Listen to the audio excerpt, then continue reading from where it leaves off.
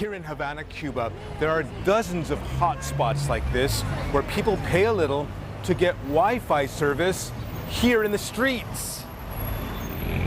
Last year, the Cuban government began setting up Wi-Fi hotspots around the country. Before, internet access on this island was primarily limited to government officials and tourists. Even with this change, Cuba still has one of the lowest numbers of internet users in the world. There are a few smartphones. Most computers here, though, are old, and much of the software is pirated. Soy cubana, aquí esto es algo novedoso, pero todo el mundo lo conoce. I am Cuban. This is still something new here, but everyone knows there is now Wi-Fi, and I think it works pretty well.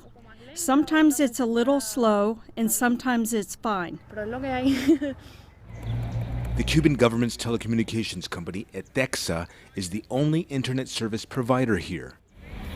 It sets up antennas like this one in public places. To gain online access, 17-year-old Héctor Pérez has come to this park. It helps me communicate with family members who are in the US and Spain. It's nice. I can talk to them, hear them, and see them.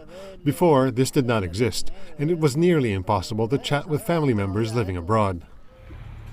The presence of internet in Cuba has sparked sales of black market access cards. This anonymous vendor buys cards for a little over $2 a piece and sells them for a little more than $3 each. Normally, on a weekday, I can sell 15 cards, but on Sundays, I can sell 25 or 30 of them.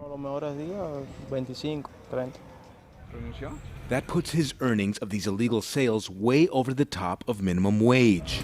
Virtually everyone we spoke to for this story is using some kind of social media to talk about the death of Fidel Castro, though most people didn't want to say exactly how they're doing that.